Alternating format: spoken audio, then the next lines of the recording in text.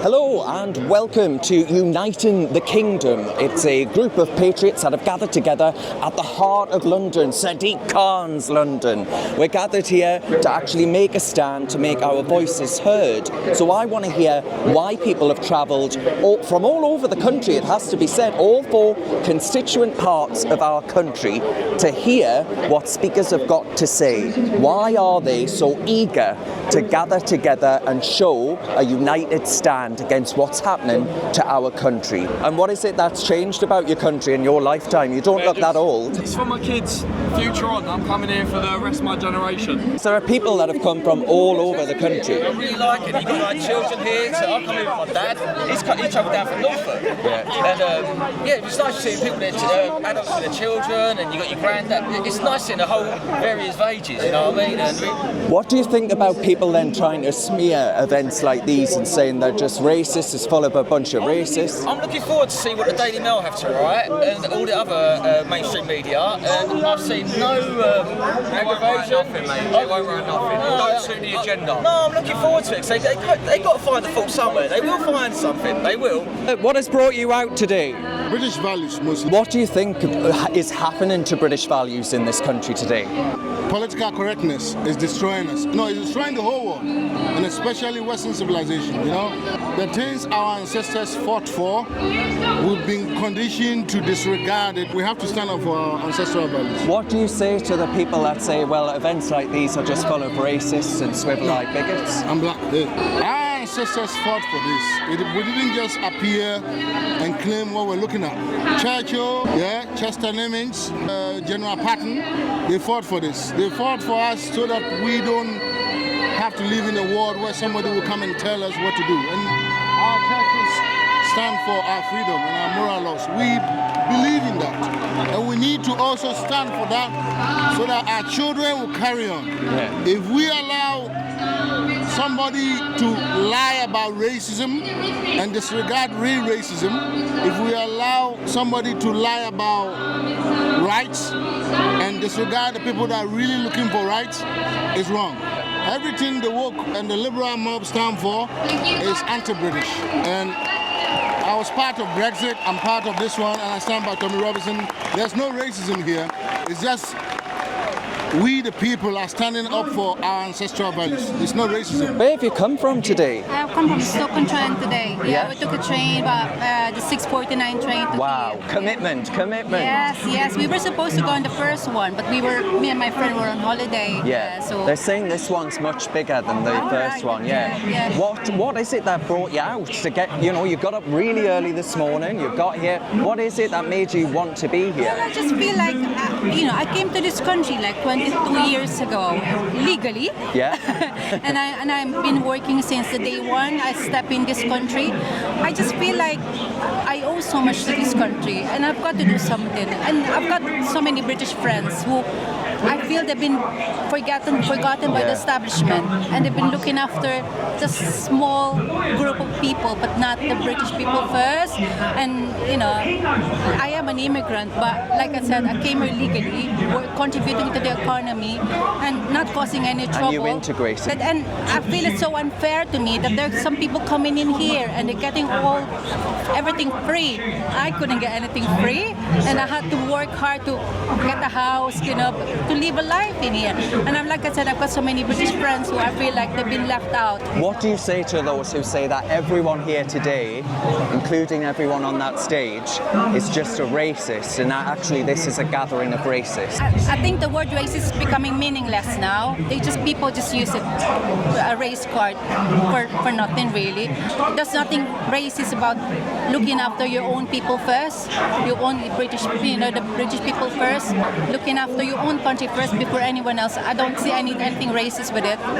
And what would you like to be the key takeaway from today? There's no doubt the BBC are going to say that hardly anyone turned up, that it was violent protests? Sorry, what was the BBC? The I BBC. I never watched BBC. No, who is the BBC?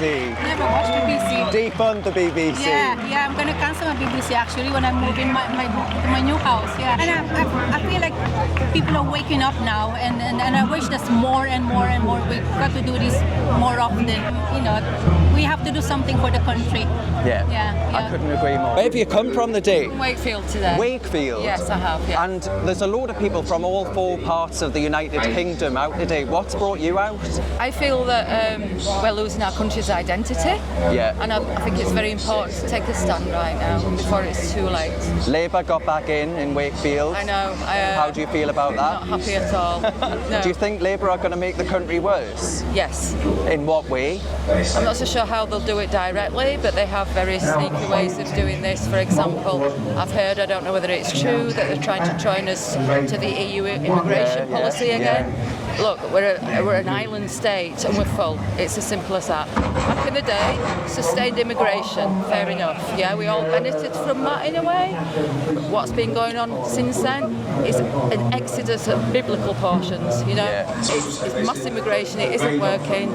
We're scared on our streets. We see that in Wakefield. We see every hotel full. In your lifetime, how has Wakefield changed? Massively. Hugely. It used to be safe on the streets, but we don't feel like that. Yeah. What did you think of what happened in Hare Hills? Well, that was half of the reason why we're here today. I think, you know, Hare Hills, I think it's disgraceful, to be honest with you. Absolutely disgraceful. And how do you feel about the politicians that have let this happen, right? They're the ones that opened the borders. No, it's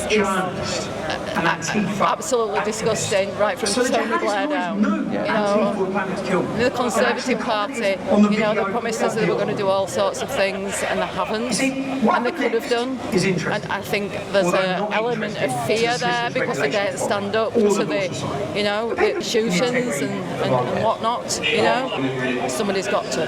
Because I couldn't agree more. We need this woman in Parliament. That's what we need. What's brought you here today in this glorious sunshine at the heart of London, Sadiq Khan's London, lovely man, at a place where you're probably more likely to be smeared as a racist, swivel-eyed bigot than any other? Well, yeah, it's so terrifying being around all the homophobes, right? Me as a gay man. Mainly curiosity, to be honest. As you know, I have a YouTube channel where I talk about a lot of the woke propaganda, especially being part of LGB and what we're allowed to say, what we're not allowed to say. And this is kind of a symbolism of all that, I suppose. So you have people here who feel strongly about immigration, about Islam, about Israel, about these LGBT topics, I guess. And I'm from Ireland, so I moved here when I was 19, and I never really felt at home in Ireland for various reasons. But this country has always been wonderful to me, and I love living here. You know, there was a period of time when I was kind of indoctrinated into some of these queer ideas and being quite anti-establishment and all this kind of stuff. But actually, I'm really proud to live in this country, and I want to defend the values that we hold dear before it's too late. Do you worry about the rise of Islam in this country because of the fact that things like LGB rights are, well, they wouldn't be all that popular, would they, with certain Islamist communities? Yeah, unfortunately, I've grown a lot more skeptical of it. I think some people just think every religion is the same. Yeah. Whereas I've kind of learned that's not necessarily the case with how Islam, you know, the doctrine of how, you know, people apparently are kind of told to actually try and spread it, and they're on average a lot more homophobic than Christians, but then you'll see the queer people, you know, bashing Christians all the time. But because most people of Islam, most Muslim people aren't white, and they have this kind of protected, you can't criticize them. And I have met individual Muslims in my life who have been really lovely, but you know, where I live in East London, it is becoming more and more Islamic, so it is a concern. You know, I was even saying to my partner today, do you think one day we have to think about, like, if we need to move somewhere else? You know, it's not a nice thing. No, it's not. And would you actually blame Sadiq Khan for not the rise of Islam, but actually for making London feel less palatable, less, well, the kind of place that you moved to and were happy to move to when you were 19? Yeah, I'm really not a fan of him. He's just a massive virtue signal, and I'm surprised he let this happen, to be honest. I know, for sure. But I guess we still have that right to protest, right? Whatever that means. But I think, what happened with Lee Anderson calling out his biases for the Palestine protests, and the only rebuttal he had to that was it's Islamophobic. He wasn't able to actually prove, I'm not biased, because I do think he is. And it's difficult because I want someone of any belief to be able to be in a political position of power. But when it's someone that's so ideological, it just seems to be incongruent with the secularism that we are supposed to value in this country. And it doesn't, he supports all the LGBT stuff, but it doesn't even really make any sense because he subscribes to a religion that's very anti that. And one day that tension between the two groups is definitely going to come to a head, right? And part of me sort of thinks that's going to be delicious to watch, but also it's going to be very depressing to watch. But what would you like the key takeaways for people to, when they leave, go home tonight? Do you think you want more of this to happen? Is that the answer to most of our problems? Because there is a lot of rhetoric here that suggests that politicians simply don't listen to us anymore. Yeah. Well, we wouldn't need this if, traditional or just common sense values were able to be expressed in the mainstream media. Centre-right values, or not even that, but just talking about issues that are actually important. So until they start listening and until mainstream politics actually start focusing on these issues, then these things will continue. And the polarization will get worse and worse. But to think that there's any reason why we shouldn't have a patriotic event in England doesn't make any sense. There should always be room for that. We should find the middle ground between all of these. But no, I don't think they are racist. Everyone has been nice to me, even though I'm a person of color. Obviously, I just met Tommy Robinson. They gave me a media pass, and I'm a person of color. So and seeing the Union Jack, seeing the England flag, seeing the saltire, the Scottish saltire, you don't see this at those pro-Palestine hate marches, do you? And it's nice to be somewhere where actually a demonstration where we have our own identity. Exactly, and they don't burn any flags here because they tend to burn Union Jacks and American flags and all type of flags. So it's very peaceful. I've never heard anyone shouting for genocide of an ethnic group like the same way they do in the pro-Palestine. They say, from the river to the sea and stuff. So they want to eradicate the only Jewish state in the world, and I don't stand by that at all. Eunice, do you think we need to see more of this kind of thing? Yes, 100%. It needs to be patriotic. It needs to be pro-peace. It needs to be pro-inclusion of everyone, but standing with the truth. And the problem I have with the other side is that they don't stand with the truth. They stand with their own radical ideology, okay? And they call for, and they hate everything about the West. And it makes me wonder, why are you in this country? Why are you in this country in the first place if you hate us so much, if you hate our values so much? Why are you here? I've got a lovely flag on my head, which I'm sure the viewers are loving. But actually, I think I've been really struck by the fact that there are thousands of people here. It's all really peaceful, but that won't be the media narrative. Right? Exactly. That won't be the narrative. They say a bunch of racist white males, they came here with the Union Jack. I see plenty of women. I actually see people of color.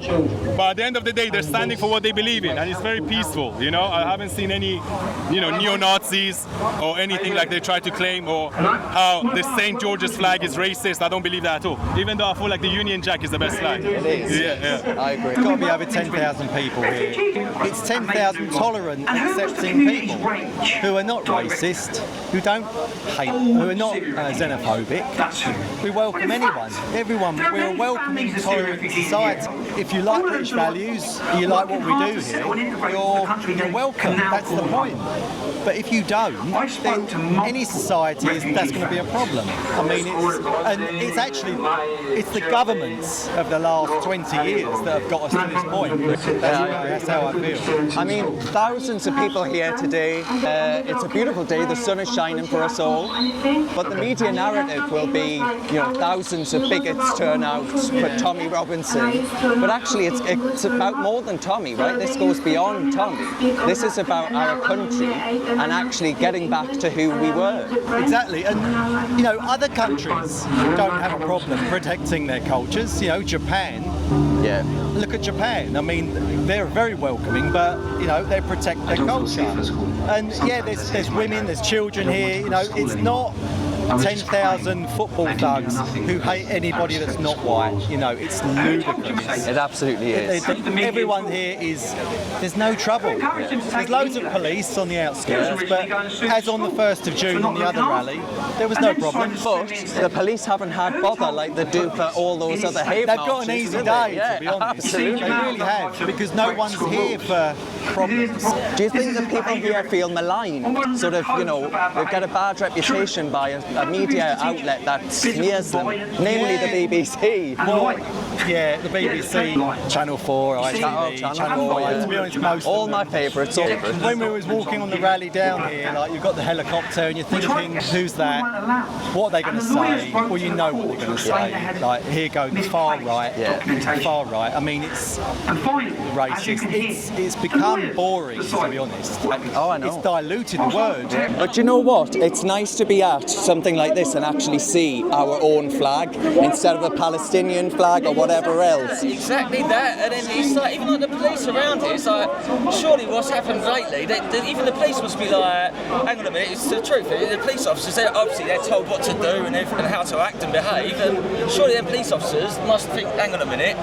But living in London, you must be worried about the state of like two-tier policing and the way in which they're heavy-handed with outlets like this. I was worried to come up here to start with, just in case how they'll be heavy-handed and everything else. It's a concern. You know what I mean? But thankfully at the moment everyone's behaving, everyone's having a good time, the sun's shining, those British flags are at Trafalgar Square, you know what I mean? England at its best, isn't it? Exactly, you know what I mean? You know, we should have had the Euro final here.